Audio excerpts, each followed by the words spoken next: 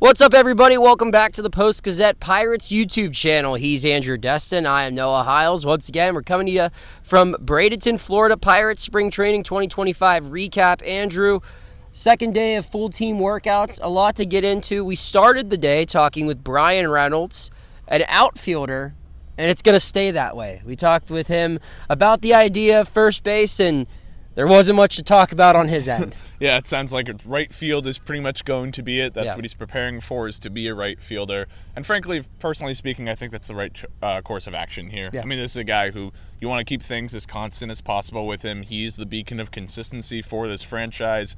That's exactly what you want out of Bryan Reynolds, is to give him a spot in the lineup, give him a spot in the field, and just let him go out there and work. Right, and this was a plan they had last year. I feel like that's something that kind of gets forgotten based off of everything that happened last year with the Pirates, that this was their guy that they intended to be their everyday right fielder, but they had to move him around based on other things that happened, guys underperforming, guys getting injured. So they start this plan over again, and it seemed like this was a plan they had going into the offseason when everyone else was talking about Reynolds having interest in first base, including him to a certain extent.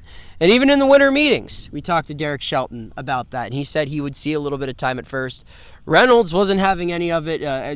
He said they have me at right field, so that's all I'm worried about right now. And I agree with you, Andrew. I think right field is the right spot for this guy. He was tied for the most outfield assists last year in the National League with 11, so the arm is strong. And with the fielding range lesser, this is a spot that will allow him to thrive. And I don't know. I'm excited to see how he continues to gel with O'Neal Cruz. I think that's the bigger storyline with this one here. Yeah, absolutely. Cruz is the guy that you want to keep monitoring, is how does he develop in the center field. I know we'll get a chance to talk to him eventually here in the next couple of days, but yeah, first base not going to be in Bryan Reynolds' future, but it sounds like it might be for Nick Yorke. Yeah. That's a big scoop, so you'll be able to read about that on the website. Andrew will have that story out probably around the same time this YouTube video comes out. I'll have to wait to talk about that on TikTok till it's published, huh? But no, go ahead. I don't know anything about this. This is your scoop, so you tell me. What's the deal? What's the deal with Nick Yorke at first base? Yeah, so today he unwrapped a box in the mail he got from his younger brother, Zach, who plays at Grand Canyon University out in Arizona. Nick is the middle of three brothers, all of whom played baseball. His older brother and his younger brother both played first base. Nick was the exception to the family rule. He was a shortstop by trade, second baseman. And the Pirates kind of had him working as a utility man, but basically he got a phone call from Don Kelly, the bench coach, a couple of weeks ago saying, hey, be prepared to bring a first baseman's mitt in case we need you to move over there. So today in the mail, Nick got his brother to send him one in the mail. It's purple and silver, just like the Grand Canyon University colors. It's a little bit beaten up, and I don't even know if it was his younger brother Zach's gamer glove anymore, but in the interim, it's going to be one that Nick can use for practice, for workouts. There's nothing immediate in terms of if tomorrow, say the Wednesday workouts, Nick is going to be playing first base and getting reps over there, but it's something that as he bounces around the diamond certainly could incorporate. At the very least, it seems like, hey, they're going to see if maybe he could be a solution at first base.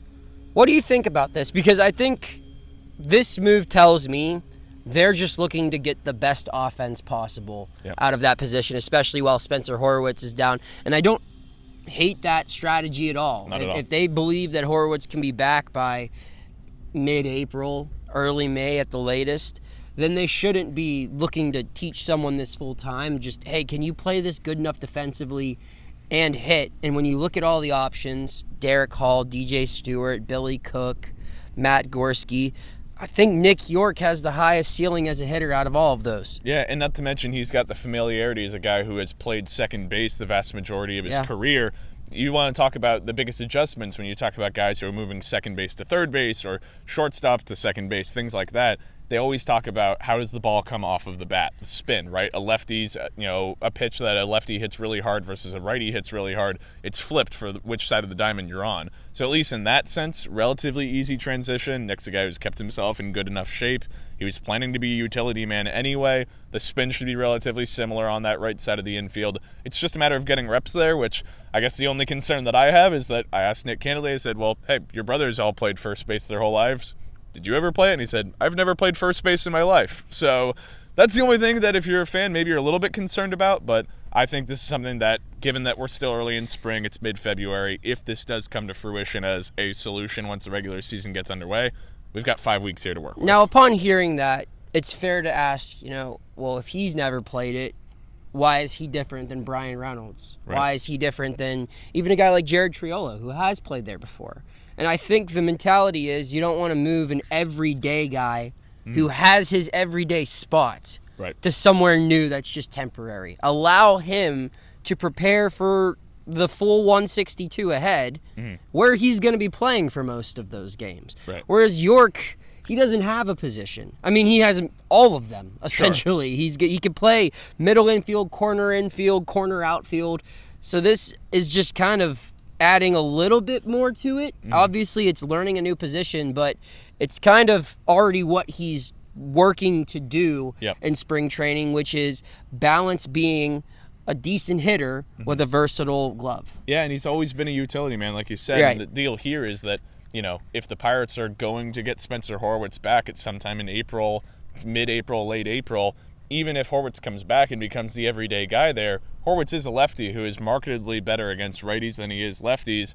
Nick Yorke's best tool, at least when he was coming out of the draft, it was the hit tool. It wasn't that he was going to be this elite defender who can play a multitude of positions at an incredibly high level. It's always been the bat that carries him. Well, he's a righty, so perhaps he could be a natural complement in a utility role to Spencer Horwitz. Again, getting a little ahead of ourselves, but I think it's something that, at least on paper to me, it makes a lot of logical sense. It does, and it's something I'm very excited to watch. Andrew, I'm going to let you just take the third key because I was doing some special project You're on this assignment. afternoon. I was on assignment, which you'll be able to read about later this week. So I wasn't in full attendance, I should say, for practice. I showed up at the beginning and the end. So Andrew got to see the matchups of live BP today. What was one that stood out for you? Yeah, certainly Colin Holderman against Nick Gonzalez. Nick Gonzalez, who really put a charge into one against Holderman. But Holderman's an interesting one to monitor just because this is a guy who last year, if you take away a really rotten week at the end of July and early August where the right wrist issues flared up for him, he was arguably the Pirates' best reliever when healthy last year. Yeah. So that was a key topic of conversation with Derek Shelton after the workouts today was, hey, Colin Holderman, this is as valuable a reliever as you guys have, not named David Bednar. How much have you learned about his right wrist the last couple of years? Said there are things they've learned, how to monitor it, how to make sure they're keeping it in check. Because similar to if we're having conversations about Brian Hayes with his back issues, those are kind of recurring and will never go away. With Holderman, it's kind of similar, that if he's going to throw sliders, if he's going to throw these kinds of off-speed pitches, there's going to be things that come up during the season. So, yeah, that was my biggest takeaway for sure, was just that Holderman, he looked good, he looked the part. Yeah, gave up some loud contact to Nick Gonzalez, but he's healthy at the start of spring training, and that's a noteworthy development. Hit that subscribe button if you haven't already. Keep tuning in. We'll have more Pirates coverage from Spring Training 2025 on the Post-Gazette Pirates YouTube channel.